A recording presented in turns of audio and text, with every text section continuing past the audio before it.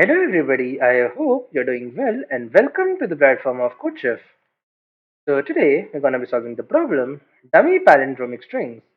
The difficulty level for this problem is simple and prerequisites require a frequency array. So this is your educator Ansh and I hope you like my video. Now let's proceed to the problem statement. Now let us try to understand the problem statement. So basically a dummy palindromic string is a string which can be converted into a palindrome by performing each of the following operations exactly once. So I can permute the characters of the string in any arbitrary way, or I can choose a valid I and change the ith character of the resulting string to a different character, not necessarily present in the original string. So you are given a string S and find out whether it is a DPS or not. Okay, so let us understand what the question is saying. Firstly, what is a palindrome? So a palindrome is a string which is nothing but if I reverse that string, it is equal to the original string. So what I mean by that is consider my string say AAB, AA. So if I reverse this particular string, so it will be A, then it will be A, then it is B, then it is A, and then it is A. So since this is equal to my original string or the reverse string is equal to my original string, my AABA is a palindrome. So this is what a palindrome is.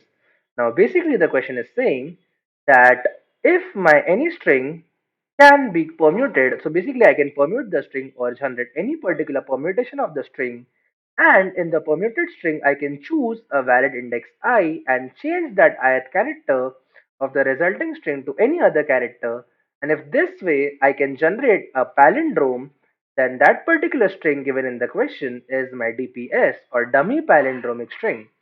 So let us understand the entire problem statement with the help of examples. So here I have my first example as code. So here you can observe, irrespective of what permutation I take or whichever letter I change, my code can never be converted into palindrome because I have four distinct letters. In palindrome, whatever condition might be for palindrome, say I have my four-lettered palindrome, my first and last character should be same, and my second and second last character should be same. But since I have four distinct characters, even if I convert any one character into other character which is equal to my original or my one character present in the string, I will not be equal to equalize my other two characters, and hence code can never be a DPS. Okay, so in my second test case is xy, xy, and xy. So what I can do is I can consider a permutation like this, which is xx, and then let the middle elements be, say, whatever elements are remaining. So here it is yy, and here I have x, right? So xx, yy, and let's see, I have here one more y. So I assume this type of permutation, and what I can do is I can just simply change my one character, that is this particular x, into my one of the characters, that is y. And here as you can see we got our palindrome.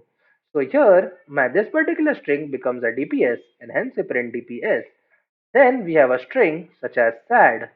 So for sad, what I can do is I can change my S into D in this particular permutation only, and it will become my dad, which is a palindrome, and hence my this particular configuration is also a palindromic string. Here I have my fourth string, which is BAAB. Now there's a problem. This string, as you can see, it is already a palindrome. But what the problem is we have to change any particular character in this particular string. So if we change any character of that particular string, it will no longer be a palindrome, and hence this is not a DPS because we have to necessarily apply this operation exactly once. And this is why after applying or after changing any character to any other character, this will no longer be a palindrome, and hence it is not a DPS. This is what the question is trying to ask. Now let us see how we can approach this particular problem. Okay, now let us try to understand the approach for this particular problem. So now what we can do is, firstly, we'll generate the frequency array of the entire string. So what do I mean by frequency array? Consider any particular string. So frequency array for this xy will be, my x is occurring 3 times. So the position of x, I'll store 3, and for position of y, I'll store 3 because my x is occurring 3 times and my y is also occurring 3 times. So similarly, for any particular generated string, we'll generate our frequency array. Now, our case or the entire question can be broken down into two cases where my one case if n is odd. So let's handle this particular case. So if my n would be odd number, my configuration would be something like this, that one element in the middle, and then we can simply take other elements in pairs. So basically if this particular string has to be a palindrome, my first and last have to be same, my second and second last have to be equal, and similarly my third last, ith and ith last have to be equal, right, if n is odd.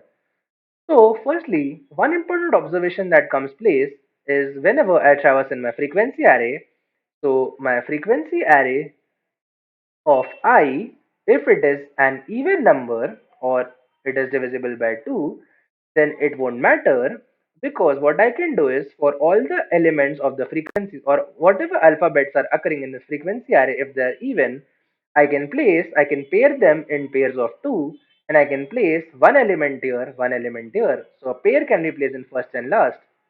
Similarly, one of the pairs can be placed in second and second last, and so on. We can pair them in order to be equal, and that is how we can force them in order to generate a palindromic pattern.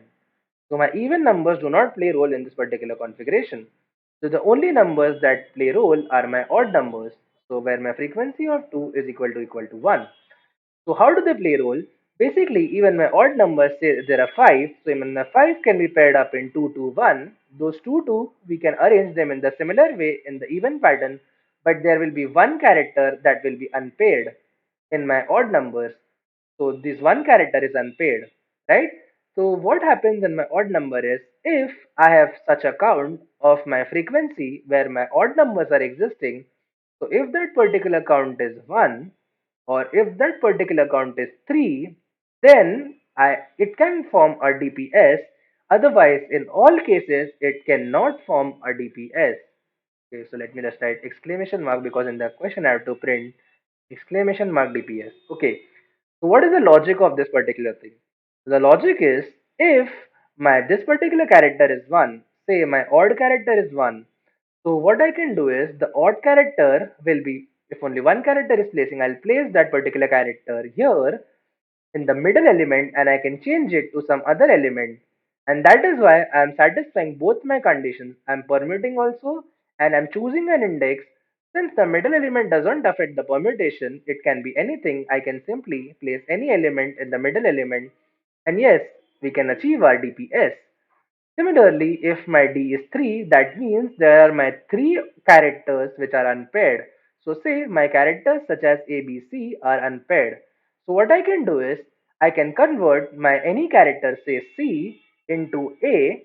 So I can make a pair of both of them, and as I form a pair, I can place it in any position corresponding to the pair positions, and the remaining one element I can place in the middle position.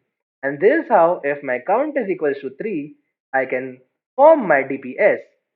So this handles the case for odd. So if my n is even, then what is the case?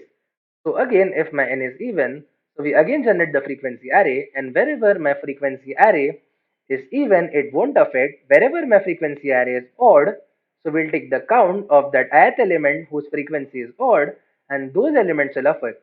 So if the count of those elements in my even is 2, then only I can form a DPS, otherwise I cannot form a DPS. So logic of this being, my even has a configuration of say this, right? So if my two characters are different, say A, B, since there is no middle element in this particular string in my palindrome of even, it is forced that my first and last have to be equal, my second and second last have to be equal. So if only two characters are unequal, then only what I can do is I can convert my second unequal character into the first equal character. So I'll convert this B into A, and we can form a AA type approach, and then we can place those characters in pairs and hence generate a palindrome. So yeah, if count is 2 in this particular case, then only my DPS can be formed, otherwise my DPS cannot be formed. And this becomes the approach for solving this problem. Now let's see how we can code this particular approach. Okay, now let's try to form the code for this particular problem. So here we include all our header files necessary. Then in the main function, we declare our test cases and we input our test cases. Then for each test case, we input a string, and then we initialize n as the size of that particular string. Then we generate a frequency array and we initialize all the values of the frequency array as 0 that I discussed in that test case or in my approach section. Now I simply traverse in my string and I generate the frequency array of whichever character and whichever position it is occurring I increment by that times, right? So then, as I discussed in my approach section, we can classify this problem into two types where my n is not n is odd and my n is even.